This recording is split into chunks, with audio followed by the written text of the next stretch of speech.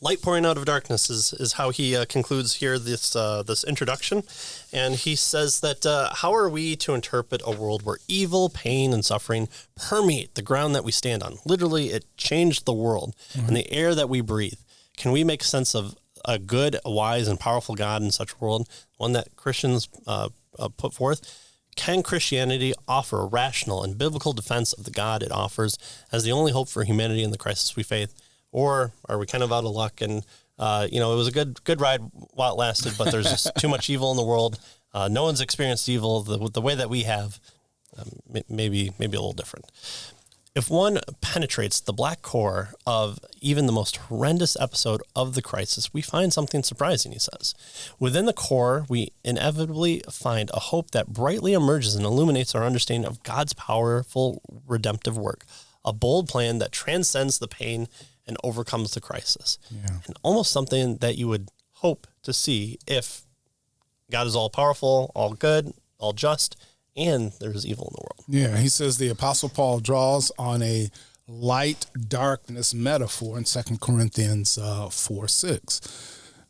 He says there that for God who said, let light shine out of darkness, has shone in our hearts to give the light of the knowledge of the glory of God in the face of Jesus Christ. So the image of light shining out of darkness, right? Light shining out of darkness alludes to the creation account, which begins as an unlit, watery world, right, in Genesis chapter 1, verses 2 and 3.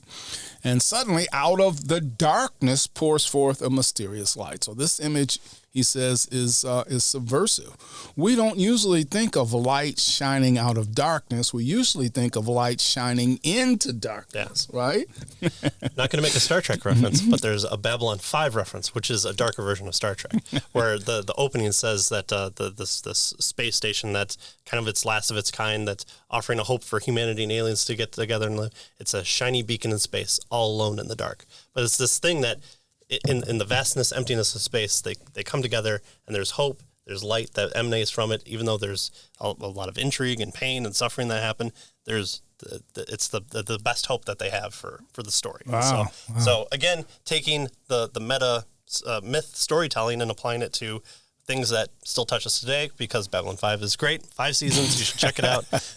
After Star Trek, at least the first generation, and Deep Space Nine. So it's kind of like Deep Space Nine, but a little bit darker. So wow, I had to get one sci-fi reference. So this is a tremendous metaphor, right? This here is we have darkness, that's the evil, right, or whatever, not in Genesis, but what we're talking about in terms of the context that we're talking about. And out of this darkness, light shines, right? So God, again, uses this, right, for good. That's the basic idea, I think, is what he's getting at here, right? Adam and Eve, Adam sins, the world creation falls. God just should wipe it all away, start over.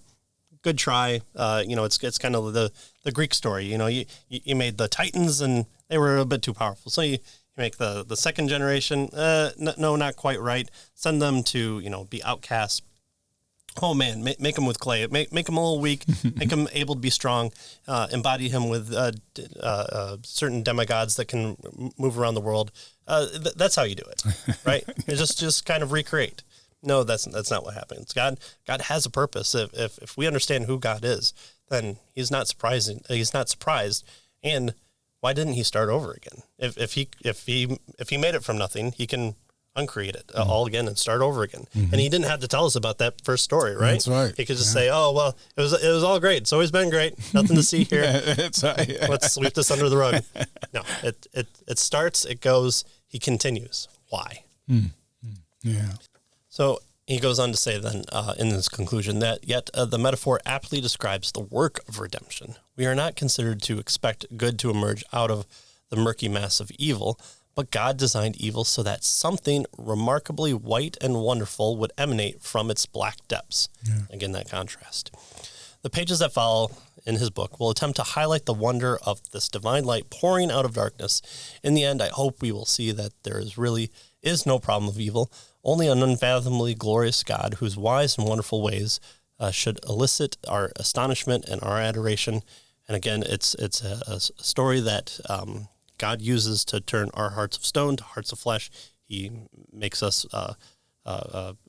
he pulls us from being sons and daughters of the devil, of doing nothing but evil, and he adopts us and changes us, and it's him that directs those things. So out of the darkness comes the light. Yeah. And notice when he says that there's really no problem of evil here, what he's not getting rid of evil. Right. He understands that. He's getting rid of the problem. right. God gets rid of the problem, and then we just report it.